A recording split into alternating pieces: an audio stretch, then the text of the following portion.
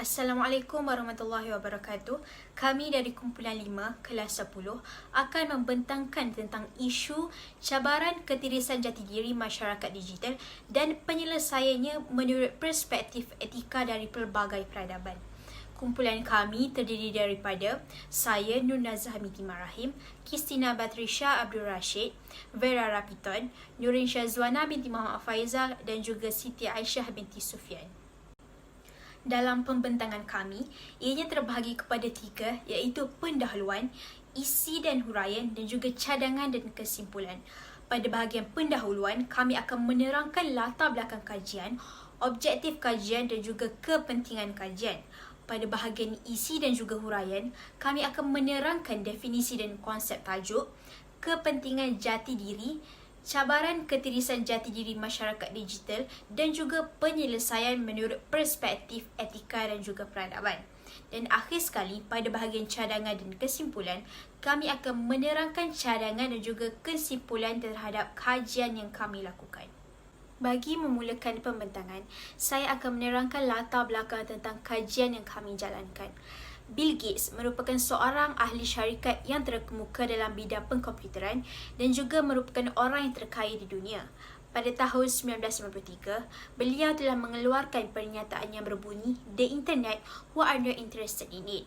Pada ketika itu, tidak ada seorang pun yang akan menyangka bahawa internet akan menjadi sebuah platform yang akan mempengaruhi hampir semua aspek kehidupan manusia pada masa kini. Pada tahun 1995, berlakunya sebuah perdebatan yang membincangkan tentang pemahaman internet dan juga mengkaji sejauh mana keselamatan komputer dan juga internet dan bagaimana sesebuah undang-undang dan juga etika dapat mengawal arus kemajuan teknologi. Kini, kehidupan manusia pada masa ini tidak lari daripada pengaruh internet sama ada kita sedar ataupun kita tidak sedar. Penggunaan internet telah menjadi satu medium yang memudahkan kehidupan seharian kita, tidak kiralah pada waktu bekerja, di rumah ataupun waktu belajar, kerana medium ini dapat memudahkan kita untuk berinteraksi, membuat pesanan, membantu untuk melansaikan tanggungjawab, mendapatkan maklumat dan juga info dan juga sebagai satu medium untuk mewawarkan sesuatu perkara. Kita tidak dapat nafikan bahawa penggunaan teknologi mempunyai kebaikan dan juga kesan buruknya. Antara kebaikan penggunaan teknologi ialah ia dapat menyebarkan sesuatu maklumat sepantas satu saat, termasuklah paparan visual, audio dan banyak lagi. Dengan kata lain, semuanya di hujung jari. Namun begitu, penggunaan teknologi juga dapat memberi impak yang negatif kepada kita. Oleh itu, sebagai seorang pejuang Islam, kita perlulah bersedia dalam menghadapi sebarang cabaran dalam arus kemodenan ini supaya etika digital dan juga akhlak Islam kita sentiasa menjadi perkara utama dalam kehidupan setiap masyarakat. Objektif kajian yang kami jalankan adalah untuk mengetahui sejauh mana media digital memberi kesan terhadap setiap aspek seperti aspek individu, keluarga dan juga masyarakat dan bagaimana wujudnya ketirisan jati diri dalam masyarakat media digital. Kepentingan kajian yang kami jalankan adalah untuk mengetahui sejauh mana media digital memberi kesan kepada setiap lapisan pengguna dan juga cara penyelesaian menurut perspektif dari berbagai-bagai peradaban. Perubahan gaya hidup kita pada masa kini telah memberi kesan kepada para mahasiswa dan juga mahasiswi kerana kebergantungan mereka pada social media menyebabkan mereka tidak menambah baik cara mereka berkomunikasi. Secara tidak langsung, kehilangan kemahiran berkomunikasi ini telah memberi kesan kepada mereka sehinggakan mereka hilang motivasi untuk berkomunikasi di khalayak ramai. Selain itu, penyebaran fitnah pada masa kini telah menjadi sebati dalam kehidupan kita. Tujuan utama penyebaran fitnah adalah untuk memburukkan, menjatuhkan dan juga memalukan maruah pihak yang difitnah. Sikap ini adalah sukar dibendung dan kini menjadi sebuah cabaran bagi etika peradaban dan juga jati diri kita. Walhal, Islam sangat melarang umatnya dari menyebarkan fitnah sesama umatnya sebagaimana Allah berfirman dalam surah Al-Baqarah ayat 191 yang menekankan bahawa fitnah itu lebih besar dosanya, bahayanya daripada pembunuhan. Nama saya Vera Rabiton. Saya akan membentangkan tentang definisi dan konsep tajuk. Mengikut Kamus Dewan Bahasa dan Pustaka, ketirisan bermaksud kebocoran. Selain itu, perkataan jati diri ini diambil dari dua kalimat, yaitu jati dan diri. Menurut Kamus Dewan 2007, jati bermaksud asli, murni, tulen, atau tidak bercampur. Manakala perkataan diri pula ialah seorang atau empunya badan. Setelah dua perkataan ini digabungkan sebagai jati diri, Kamus Dewan 2010 menyatakan maksudnya sebagai sifat atau ciri yang unik dan istimewa, sama ada dari segi adat, bahasa, budaya, dan agama yang boleh menjadi teras dan lambang kepribadian seseorang individu atau sesuatu bangsa. Selain itu, Ahmad Muhammad Said menyatakan pandangannya bahwa jati diri atau huwiyah bermaksud sifat-sifat atau ciri-ciri atau watak asli yang dimiliki oleh seseorang atau suatu bangsa yang membentuk identiti serta perwatakan bangsa tersebut. Menurut Muhammad pula, jati diri merujuk kepada identiti diri yang sebenarnya atau asli yang dimiliki oleh seseorang yang bukan saja terlihat secara lahiriah, tetapi juga termasuk juga nilai-nilai yang menjadi pegangannya. Ia juga merujuk kepada identiti diri yang masih utuh dengan nilai-nilai adat, budaya, agama, bangsa, dan negara. Dari sisi lain pula, menurut seorang ahli psikologi perkembangan Amerika dan Psychological America yang terkenal dengan teorinya mengenai perkembangan psikososial manusia, yaitu Erik Erikson, menjelaskan jati diri sebagai perasaan subjektif tentang diri yang konsisten dan berkembang dari semasa ke semasa. Dalam berbagai tempat dan berbagai situasi sosial, seseorang masih memiliki perasaan menjadi orang yang sama, sehingga orang lain yang menyadari kontinuitas karakter individu tersebut dapat merespon dengan tepat. Maka, secara amnya, ketirisan jati diri boleh disimpulkan sebagai kebocoran dalam aspek sifat kepribadian seseorang individu maupun bangsa yang disebabkan oleh banyak faktor. Pertama-tama sekali, masyarakat menurut Kamus Dewan Bahasa 2005 ialah kumpulan manusia yang hidup bersama di sesuatu tempat dengan aturan dan cara tertentu. Bukan itu saja, Prof. Ralph Linton yang juga merupakan seorang antropolog Amerika yang begitu disegani pada pertengahan abad ke-20. Beliau merumuskan bahwa masyarakat adalah setiap kelompok manusia yang hidup dan bekerja sama dalam masa yang cukup lama sehingga mereka dapat mengatur diri sendiri dan menganggap diri mereka sebagai satu kesatuan sosial dengan batas-batas yang telah digariskan dengan jelas. Di samping itu, secara umumnya, digital membawa maksud berkaitan dengan atau menggunakan peranti yang dibina atau berfungsi dengan keedah serta prinsip elektronik. Masyarakat digital dapat didefinisikan sekumpulan orang yang tinggal bersama yang struktur sosialnya adalah jaringan mikroelektronik berdasarkan informasi digital dan teknologi komunikasi. Jika menganalisis dari aspek yang lain pula, masyarakat digital membawa maksud interaksi atau hubungan antara sesama manusia yang terjadi melalui teknologi yang ada dengan memanfaatkan jaringan internet. Sehubungan dengan itu, definisi masyarakat digital adalah masyarakat yang sadar akan pentingnya teknologi digital, sehingga mau tidak mau mereka harus ikut berkecimpung di dalam seiringnya dengan kelajuan perkembangan komunikasi digital. Oleh yang demikian, dapat dipendekkan bahwa masyarakat digital merupakan golongan dari masyarakat awam serta masyarakat modern. Etika merupakan cabang filsafat yang berasal dari perkataan nilai serta moral, khususnya terkait dengan tingkah laku manusia. Etika diturunkan dari istilah Yunani, yakni ethos. Berdasarkan pengertian itu, menurut Plato dalam teori etika klasik universalisme, etika adalah suatu tindakan yang mendatangkan faedah menyeluruh merangkumi semua lapisan masyarakat dan manusia sejagat. Berlawanan dengan itu, dalam teori etika modern free will, Immanuel Kant menyatakan bahwa etika adalah ilmu yang berasaskan kebebasan dan kehendak. Selain itu, menurut beliau, manusia mempunyai kebebasan untuk menentukan hala tuju, tindakan, dan cita-cita. Tambahan pula, melalui perspektif agama dan kepercayaan, etika Asia berteraskan agama yang mempengaruhi kehidupan sosial dan budaya. Agama juga sebagai sistem kepercayaan, ibadah, dan kemasyarakatan yang mempengaruhi perkembangan manusia. Malah, etika mendukung agama dengan membantu manusia berpikir perkara baik dan buruk dengan menggunakan akal. Masuk ke dalam konsep peradaban. Dalam bahasa Inggris, istilah civilization paling meluas digunakan bagi merujuk kepada istilah peradaban atau tamadun.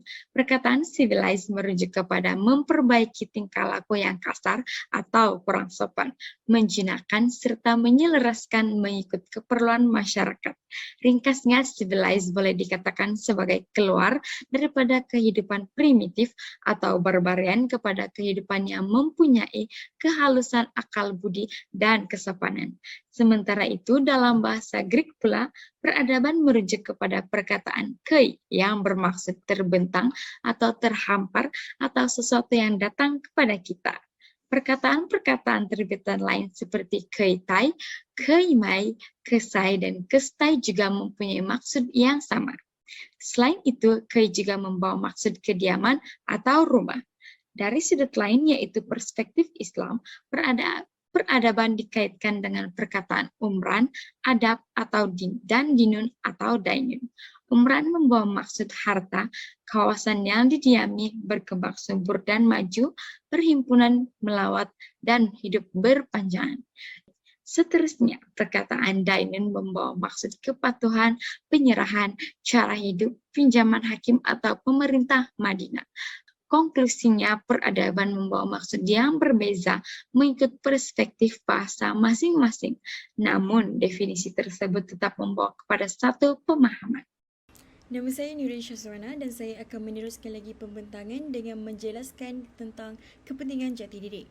Jadi seperti yang diterangkan sebelum ini, jati diri menggambarkan lahiriah masyarakat dan kita tahu bahawa teknologi dan penggunaan media sosial telah berkembang meluas dalam kalangan masyarakat tidak kira usia. Jadi orang-orang yang menggunakan teknologi sebagai alat komunikasi atau disebut sebagai masyarakat digital juga semakin bertambah.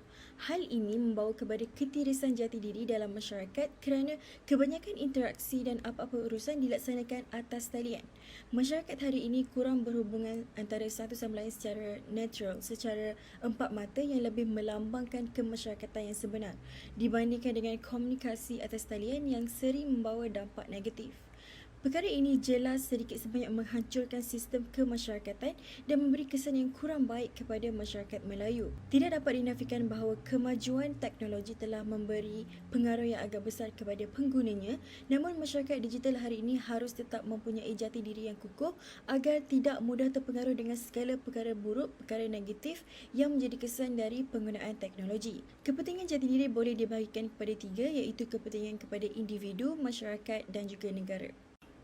Antara kelebihan jati diri kepada seseorang individu ialah dapat melambangkan kepribadian mulia dan ia merupakan lambang kepada tingginya akhlak seseorang.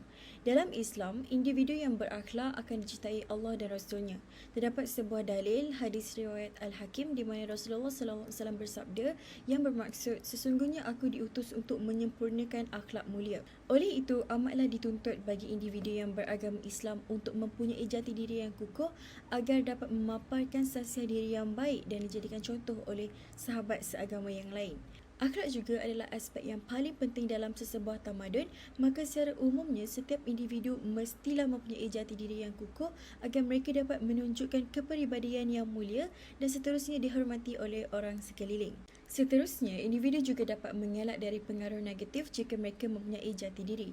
Pengguna media digital semakin bertambah hari demi hari dan ini juga mengakibatkan kandungan yang dimuat naik dan dikongsi di banyak platform juga semakin banyak dan kadang tidak tertapis kualitinya.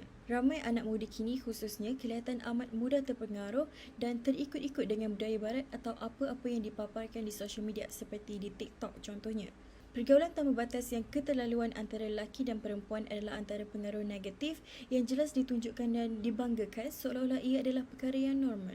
Hal ini sama sekali tidak meninggalkan kesan yang baik terutamanya kepada masyarakat muda yang suatu hari nanti akan menjadi ibu bapa, menjadi pendidik dan seseorang yang mentadbir negara. Selain itu, permainan video yang agak ganas seperti permainan yang melibatkan tembakan dan pembunuhan juga menjadi hal negatif kerana ramai yang taksub dan terbawa-bawa dalam kehidupan sebenar.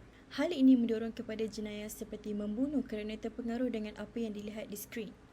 Berita jenayah lain yang kita lihat di kaca TV juga kebanyakannya melibatkan orang muda yang sudah pudar jati dirinya sehingga tidak ada sedikit pun sifat kemanusiaan dalam diri. Kemajuan internet tidak dapat dinafikan telah memberi pengaruh besar kepada generasi yang tumbuh di zamannya, tetapi jati diri yang mantap tetap harus dimiliki oleh setiap individu agar tidak mudah terjebak dengan pengaruh yang tidak baik. Jati diri juga penting dalam kehidupan bermasyarakat. Satu kelebihannya adalah dapat mencapai kesepakatan dalam masyarakat. Bekerja atau memperjuangkan sesuatu perkara bukanlah hal yang mudah, lebih-lebih lagi jika ia melibatkan ramai orang. Hal ini kerana akan terdapat banyak pendapat dan idea dari ramai pihak dan boleh membawa kepada pergaduhan kerana tidak ada kata sepakat dalam memutuskan sesuatu perkara. Walau bagaimanapun, masyarakat berjati diri akan mendengar dan mementingkan semua pihak serta setiap pandangan yang diutarakan. Maka kesepakatan dalam masyarakat juga akan mudah diperoleh kerana masyarakatnya yang bersatu hati. Di samping itu, perpaduan yang kukuh dapat dibentuk dalam masyarakat. Perkembangan teknologi juga memberikan unsur negatif kepada masyarakat seperti permusuhan antar kaum. Ini kerana kebanyakan masalah perkauman atau isu-isu agama timbul di media sosial. Hal ini tidak lain tidak bukan disebabkan oleh individu yang mengeluarkan kenyataan sensitif yang menghina kaum atau agama lain di Malaysia yang pastinya berakhir dengan perbalahan antara masyarakat. Masalah sebegini tidak seharusnya terjadi kerana kita hidup dalam masyarakat yang berbilang kaum serta agama dan sepatutnya mengadakan diskusi yang baik dan matang. Sekiranya jati diri setiap individu diperkukuh dengan baik, pastinya pergaduhan kecil tersebut tidak akan berlaku dan sebaliknya hanya perpaduan yang utuh dapat dicapai. Seterusnya, kelebihan jati diri kepada masyarakat tersebut dapat meninggalkan kesan positif kepada negara kerana masyarakat yang ada kata sepakat dalam mencapai suatu tujuan dapat memajukan ekonomi negara. Contohnya, kerjasama antara rakyat dalam melaksanakan sesuatu matlamat akan menarik minat ramai orang di negara lain. Budaya dan kesepakatan yang dipamerkan akan membuatkan mereka ingin mengunjungi tempat itu sendiri. Hal ini akan menambahkan jumlah kedatangan pelancong dari seluruh dunia yang menjadi dampak positif kepada ekonomi negara. Akhir sekali, perpaduan yang kukuh dalam masyarakat seperti yang dibincangkan sebelum ini akan mengharmoniskan negara. Sesetengah perbalahan terkadang timbul di dunia maya yang tidak melibatkan percakapan secara langsung. Akan tetapi, hal ini juga berdampak negatif kepada negara. Pergaduhan antara kaum atau antara agama seperti dibincangkan sebelum ini juga bukanlah perkara baru dan telah banyak usaha yang dilakukan untuk membendung. Namun, ia juga harus disertakan dengan memperkuatkan jati diri setiap orang terlebih dahulu. Masyarakat yang berjati diri sahaja dapat memikirkan secara baik dalam menyelesaikan isu yang wujud dan bukannya dengan bersengketa semata-mata. Hal ini dapat menjamin keharmonian negara kerana perpaduan rakyatnya yang kukuh. Assalamualaikum warahmatullahi wabarakatuh. Saya Kristina Batrisha binti Abdul Rashid dan sekarang saya akan meneruskan pembentangan dengan memasuki isi yang terakhir. Isi yang terakhir ialah cabaran keterisan jati diri dalam masyarakat dunia digital di negara kita pada hari ini. Jadi, cabaran yang pertama ialah cabaran dari segi gejala sosial. Gejala sosial merupakan perbuatan-perbuatan negatif yang datang daripada sikap seseorang itu dari sudut moral dan etika. Dan seperti yang kita tahu, di negara kita pada zaman generasi Z ini, isu-isu gejala sosial semakin hari semakin bertambah kerana dunia kita lebih berpaksikan kepada dunia digital di mana perbuatan-perbuatan ini boleh berlaku bila-bila masa sahaja tanpa kita sedari kerana semuanya terletak pada hujung jari seseorang itu. Dan antara masalah terbesar yang melanda negara kita dalam aspek gejala sosial ini ialah bully cyber. Bully cyber banyak berlaku dalam kalangan remaja dalam lingkungan umur 12 tahun sehingga 18 tahun. Dan lebih teruk lagi, Malaysia merupakan negara yang ke-6 daripada 28 buah negara di dunia ini yang dilanda masalah bully cyber yang teruk. Dan tambahan pula, ia banyak berlaku sejak negara kita dilanda oleh virus COVID-19 pada tahun 2020 yang lalu. kerana semua masyarakat Malaysia lebih banyak menumpukan kehidupan mereka di dunia digital untuk kekal berhubung antara satu sama lain. Jadi kehidupan seharian seseorang itu boleh ditonton dan ditayang di dunia digital seperti media sosial seperti Instagram ataupun TikTok. Jadi setiap perbuatan seseorang itu menarik minat orang-orang lain untuk memberi komen tentang hidup mereka. Jadi walaupun saya setuju platform media sosial ini merupakan platform yang bagus untuk semua rakyat Malaysia kekal berhubung sewaktu pandemik, tetapi ia dapat dilihat bahawa platform ini lebih banyak digunakan untuk mencaci orang-orang lain daripada berhubung secara baik. Oleh sebab itu, dapat dilihat platform-platform media sosial ini lebih banyak digunakan untuk mengkritik dan mengkomen tentang kehidupan seharian orang-orang lain. Saya berpendapat sekiranya komen-komen yang diberikan tersebut berbentuk minimum, mungkin ia boleh diterima kerana sudah pasti tiada manusia yang sempurna di dunia ini. Jadi apa-apa komen yang diberikan orang lain sepatutnya kita terima dan cuba untuk mengubah diri kita. Tetapi komen-komen yang diberikan pada zaman ini dapat dilihat bukanlah berbentuk minimum, tetapi ia lebih kepada cacian dan makian di mana orang-orang tersebut dibenci hanya sebab benda-benda kecil yang mereka lakukan. Saya akan berikan satu contoh bully cyber yang berlaku di negara kita. Pada tahun 2021 yang lalu, sewaktu Paralimpik Tokyo 2020, rakyat Malaysia telah mengganggu ketenteraman atlet negara Ukraine, Maxim Koval, kerana beliau telah berjaya menewaskan atlet negara kita, Ziad Zulkifli, dan memperoleh pingat emas. Oleh sebab itu, rakyat-rakyat Malaysia telah menyerbu akaun Instagram Koval untuk memburukkan beliau kerana beliau telah memperoleh pingat emas itu dalam cara yang tidak adil, kerana asalnya pingat tersebut adalah hak Ziad Zulkifli, tetapi disebabkan kemenangan beliau diprotes, jadi pingat tersebut diserahkan kepada Koval. Jadi oleh sebab itu rakyat Malaysia membenci Koval dan memberikan komen-komen buruk di akaun Instagram beliau dan turut menggodam Instagram beliau. Jadi beliau tidak dapat membuka akaun Instagramnya. Perbuatan-perbuatan mereka adalah sangat memalukan sehingga Ziad Zulkifli sendiri terpaksa memasuk campur untuk memberhentikan rakyat Malaysia. Beliau meminta rakyat Malaysia untuk berhenti melontarkan kata-kata buruk terhadap Koval, dan beliau sendiri telah memberitahu bahawa beliau dan Koval adalah kawan rapat sesama atlet. Peminat mungkin menganggap mereka adalah bersaing dalam gelanggang perlawanan, tetapi seperti yang kita tahu, atlet-atlet mempunyai keakraban sesama mereka. Jadi pengguna-pengguna media sosial sepatutnya berhenti mengkritik seseorang itu tanpa mengenali personaliti mereka secara betul ataupun mengetahui fakta-fakta cerita yang betul. Kerana ia bukannya mendatangkan kesan buruk kepada orang yang memberi komen sahaja, tetapi kepada mangsa yang dilontarkan komen tersebut.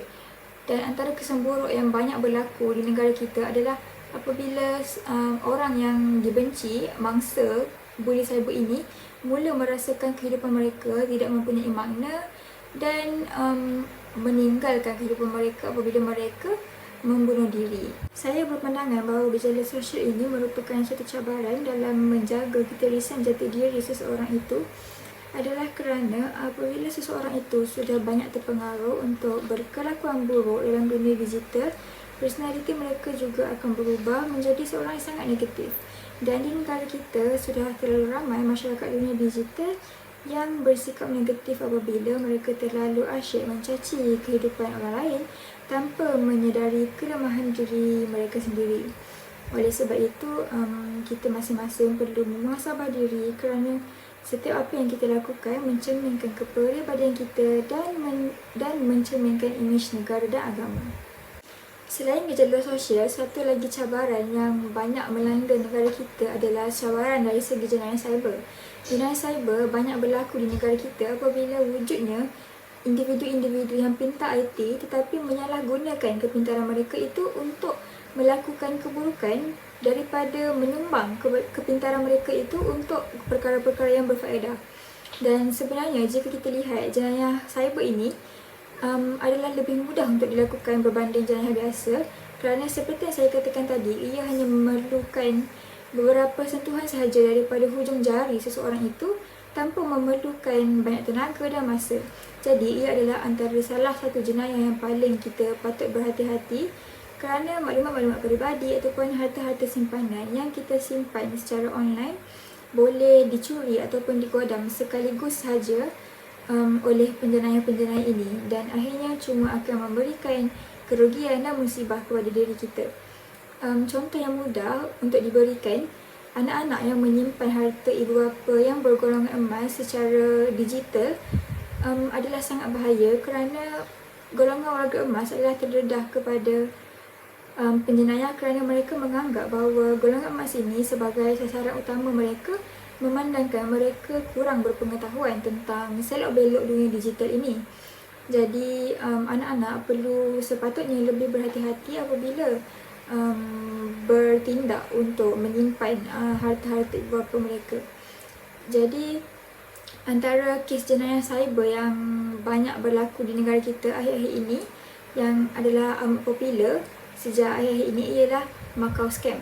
Macau Scam ini dikatakan berasal daripada China, tetapi ia telah banyak dipergiatkan di negara kita, di Malaysia juga. Dan taktik scammer, penipu online ini ataupun scammer adalah mudah sahaja.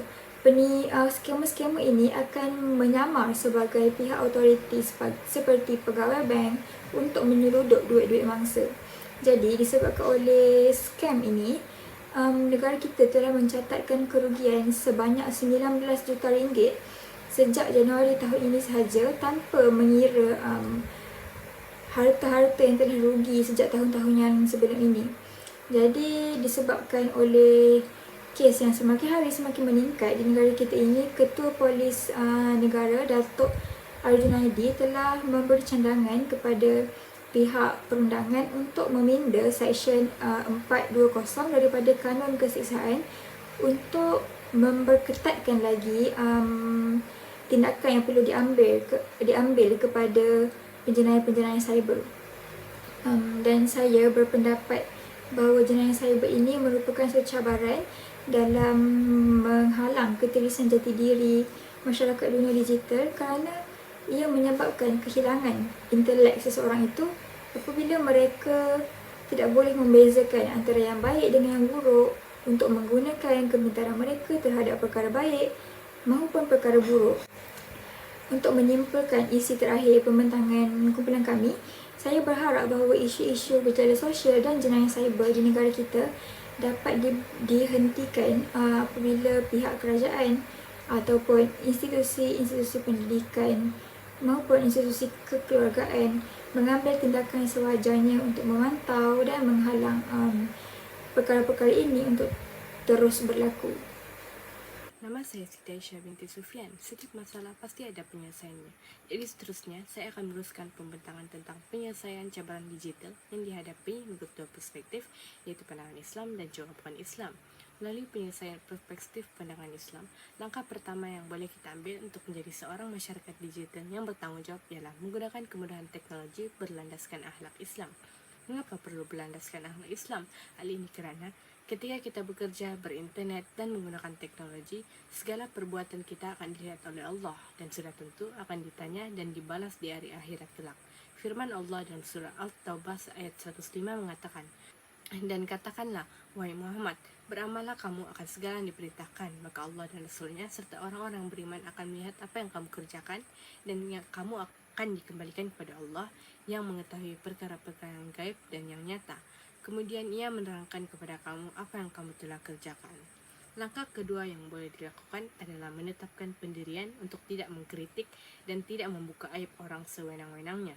Seperti yang kita sedia maklum, masyarakat masa kini banyak menghabiskan masa menggunakan aplikasi TikTok, Facebook, Twitter, WhatsApp dan juga Instagram. Melalui medium ini, tidak dinafikan bahwa masyarakat pada masa kini banyak menggunakannya untuk mengata, mengumpat dan juga menguji orang lain.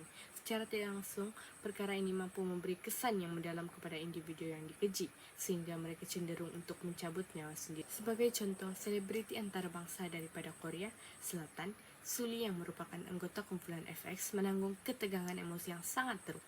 Dia terkenal sebagai seseorang yang lantang memperjuangkan hak asasi wanita, yang juga merupakan salah satu sebab dia mengalami bully cyber.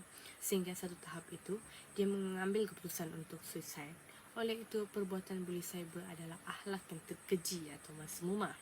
Allah berfirman dalam surah Al-Hujurat ayat 12, "Wahai orang-orang beriman, jauhilah kebanyakan dari sangkaan supaya kamu tidak menyangka sangkaan yang dilarang, kerana sesungguhnya sebahagian dari sangkaan itu adalah dosa, dan janganlah kamu mengintip atau mencari-cari kesalahan dan keaiban orang, dan janganlah setengah kamu mengumpat setengahnya orang lain.